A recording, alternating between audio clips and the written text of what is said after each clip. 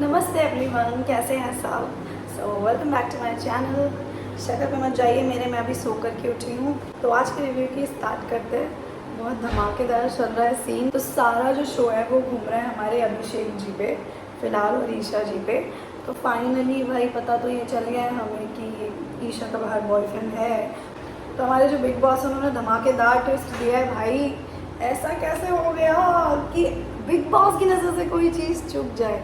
नहीं, अगर आप झूठ बोल रहे हैं तो बिग बॉस हमारे इतने ज़्यादा शातिर है और अपने शो के लिए तो वो कुछ भी कर सकते हैं कि डेफिनेटली उन्होंने घुमाया ऐसा गेम कि लेके आ गए वो उस इंसान को शो पर जो कि पूरी कहानी में ट्विस्ट लाएगा।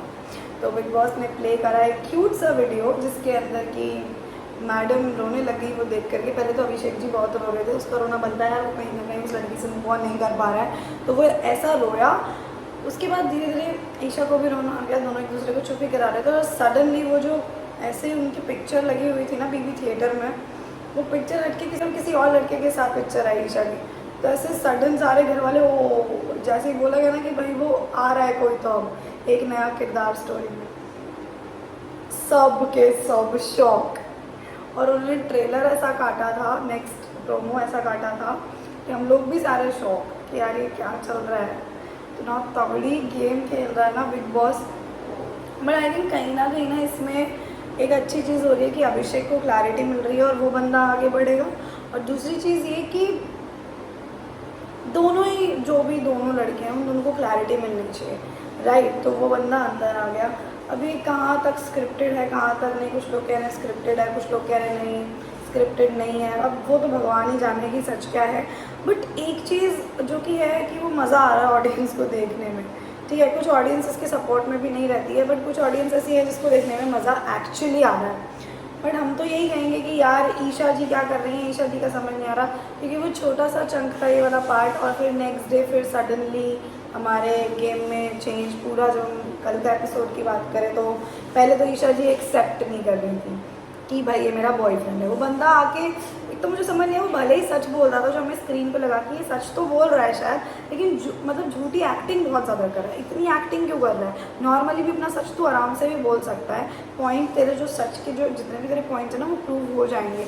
बट उसने इतनी बंदे ने इतनी एक्टिंग करी ना कि वो चीज़ कहीं ना कहीं खटक रही थी कि ये बंदा इतना एक्टिंग क्यों कर रहा है। जो कि घर वालों ने भी नोटिस करा कि सच में बहुत ही ज़्यादा एक्टिंग कर रहा है। फिर ऐसा लगता है कि कहीं ना कहीं ईशा बहुत गलत दिख रही है, वो बाहर सच में बहुत गलत दिख रही है। और एक चीज़ उसने मतलब पहले तो वो डिनाई कर रही थी। उसने पूछा उससे मैं आपका क्या लगता हूँ, उसने कहा कि दोस्त है मेरा। उसके अंदर आते के साथ पहली चीज़ उसने बोला तू बॉयफ्रेंड बोल के आया है। तो ये चीज़ें कितनी गंदी दिखती हैं। और क्योंकि बाद में उस लड़के ने एक्सेप्ट कर लिया कि हाँ बॉयफ्रेंड है। बट इस चीज़ में भी एक बहुत बड़ा रोल प्ले किया उस लड़के ने, समर्थ उसका नाम है। उसने बोला कि यार मेरे पास प्रूफ्स है, मेरे पास ये है वो है, मैं ये सब दिखा दूंगा, मैं रिकॉर्डिंग्स दे दूंगा, मैं देख के आया हूँ।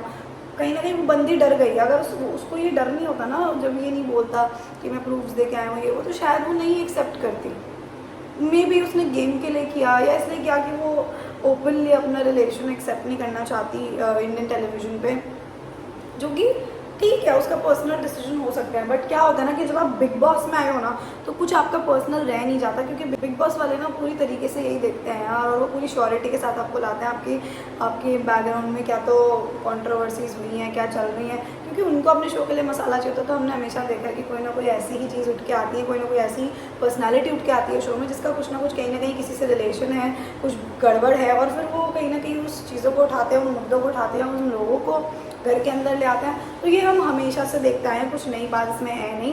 तो वही विक्की भाई एक चीज़ कर रहे थे, उसको बोल रहे हैं कि बीच में जब इनका ये सब चल रहा था तो विक्की भाई ना बीच में एक बात बोलती कि यार तू इनको ना तू सच बता दे छोटी, तू सच बता दे, वरना पता है देखो अगले बार सलमान खान आएंगे तो वो बता देंगे झूठ जो भी है ना तेरा, वो प्रूफ्स के साथ दिखा देंगे। क्योंकि बिग बॉस कभी भी बिना प्रूफ के कोई काम करते नहीं है। तो ये इन्फ्लुएंस कर रहे थे घर वाले, अंकिता भी बोल रही थी, यहाँ मुनव्वर भी बोल रहे थे। तो भाई बंदी ने प्रेशर में आके एक्सेप्ट कर लिया। पता नहीं वो चाहती नहीं थे एक्सेप्ट करना, बट इन लोगों ने सबने मिला के एक्सेप्ट करवा लिया कि हाँ बॉयफ्रेंड है। जब वो आया ना तो उसने ईशा के बारे में ऐसे गलत गलत बोला, तो वहाँ तो अभिषेक ऐसे चढ़ पड़ा उसके ऊपर से गुस्सा कि भाई तो गलत मत बोलो उसके बारे में। और वहाँ ईशा ही अभिषेक को चुप करा रही और बोल रही मैं तेरे साथ हूँ। तो कहीं ना कहीं इतनी डबल फेस ये लड़की दिख रही है, कुछ समझ नहीं आ रहा। पहले तो उसको ऐसे बोल रही थी, जस्ट बॉयफ्रेंड के आने के बाद एक तो अभिषेक का उसको क्लैरिटी मिल गई वो अलग बात है, वो एक अलग तरीके से बिहेव करने लग गया। और क्योंकि उसने कहा कि यार मेरे को पता नहीं था कि तुम्हारा ऐसा कुछ है, अगर होता तो मैं पहले से ही ऐसे नहीं करता। और दूसरी साइड ईशा तो बिल्कुल ही चेंज हो गई है, उसके पीछे पीछे जा रही है, उसके साथ बातें कर रही है और उसको बोल रही तू बोलना तू चुप क्यों है। आपको पहले ये चीज़ नहीं दिखी, मतलब आप पहले ये सब जो भी कर रहे थे आपको तब उसने बंदे ने बोला कि भाई तुझे ये नहीं पता था कि मैं कैमरा में तेरे को देख रहा हूँ। मैंने माना तो कुछ गलत नहीं करे, वो ये भी बोल रहा था मैंने तो रोका नहीं तुझे, तू जैसे रह रही थी तू वैसे रह। ठीक है, वो अपनी जगह पे सही है, वो गुस्से में था, बट एक ही चीज़ उसकी नेगेटिव लगी, जो वो बहुत एक्टिंग कर रहा था वो उसे नहीं करनी चाहिए थी। तो पूरा बेसिकली कल का जो एपिसोड था वो तो इसी के बारे में था, यही सब हो रहा था। और ऑडियंस शायद देखना चाहती है, आधी ऑडियंस अभिषेक और ईशा को देखना चाहती है, आधी ऑडियंस पता नहीं क्या चाहती है। बट पर्सनली मेरे को तो लग रहा था कि यार आई थिंक कि ईशा और उसका जो कैरेक्टर बाहर निकल के आ रहा ना वो ये आया कि अगर आपके सामने अभी ये बंदा है तो आप ये भूल जाओगे कि आपका बाहर कोई वेट कर रहा है या आप किसी और के साथ हो, आप सीधे सीधे बोलोगे कि यार ये मेरे सामने है तो मैं ये करूँगी। आपको पता नहीं वो पर्सनली वो इतनी वीक है कि उसके साथ हो रही थी, या फिर उसने ये सोचा कि यार गेम के लिए मुझे ये करना चाहिए क्योंकि गेम के पर्सपेक्टिव से वो स्ट्रॉन्ग है और उसके साथ रहना चाहिए। अब ये सब नहीं पता है कि क्या उस बंदी के दिमाग में एग्जैक्टली चल रहा है, बट क्या होता है ना कि किसी की पर्सनल लाइफ जब इस हद तक आती है जिससे कि ना लोग अपने कैरेक्टर पर सवाल उठाते हैं, आप करते हैं ना कोशिश बोलने की कि यार, क्योंकि आजकल हमें पता है सोशल मीडिया पे किसी के बारे में बोलना इतना आसान हो जाता है, बट ये चीज़ें नहीं होनी चाहिए। कहीं ना कहीं ईशा को भी समझना चाहिए बात कि आप क्या कर रहे हो, आप ध्यान से सोचो समझो फिर करो कोई चीज़, है ना। अगर आपको लगता है, मतलब एक तरीके से उसने दो लड़कों को कन्फ्यूज़ कर रखा था कि वो जो अंदर आया वो ये सोच के आया होगा ना कि आके भाई बंदी मेरे से गले मिलेगी और बोलेगी कि अरे तुम आ गए, बट उसने तो सीधे बोल दिया कि तुम ये बोल के आए हो। तो समझ रहे हो, उसने तो ये भी बोल दिया कि पार्सल उठाने से तो मेरे बॉयफ्रेंड नहीं हो जाते, जब वो एक्सेप्ट नहीं कर रही थी।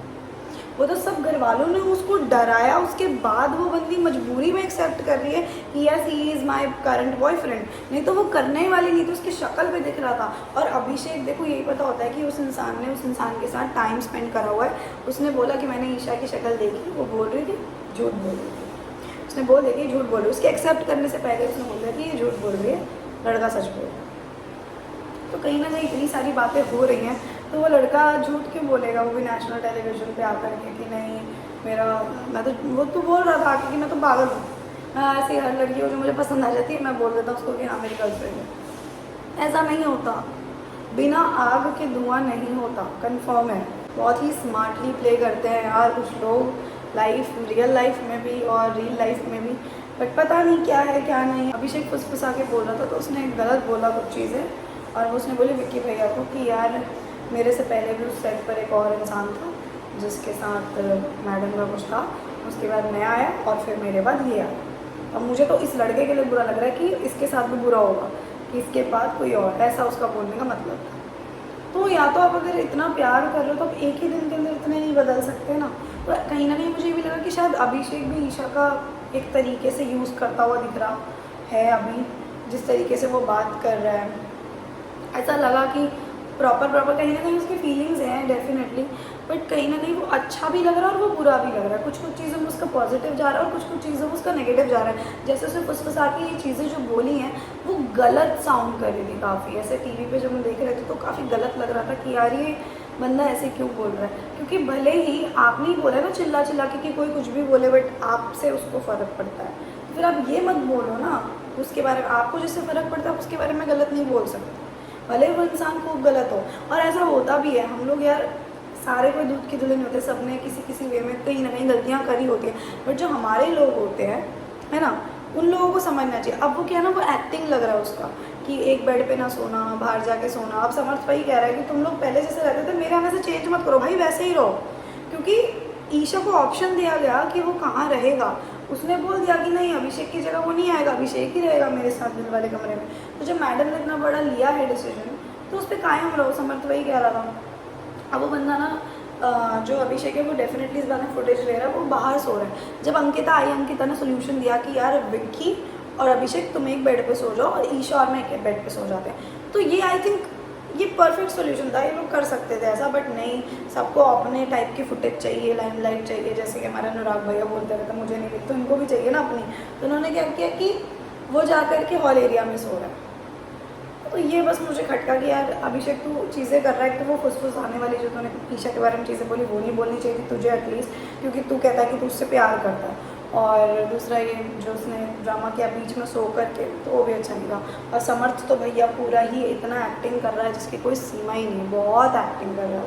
इतनी एक्टिंग तो मुझे लग रहा है उसने सीरियल में नहीं करी होगी जितनी वो बिग बॉस में आके करी, ऐसे आके। तो क्या ही है, तो मन्नू पंजाबी जैसा भी लग रहा है थोड़ा थोड़ा मेरे को, तो ऐसे साइड से उसके बोलने के तरीके से पता नहीं क्या भाई भाई है छोटा।